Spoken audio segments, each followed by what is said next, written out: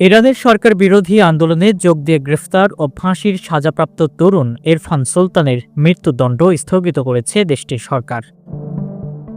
২৬ বছর বয়সী তরুণ ইরফান সুলাইমানি পেশায় একজন দোকান ব্যবসায়ী। রাজধানী তেহরানের শহরতলি এলাকায় কারাজে তার বাসা। সরকার বিরোধী বিক্ষোভে যোগ দেওয়ার অভিযোগে গত ৮ জানুয়ারি কারাজের নিজ বাসা থেকে গ্রেফতার হন তিনি। তারপর মাত্র ৩ দিনের বিচারের ভিত্তিতেই তাকে ফাঁসির দণ্ড দেওয়া হয়।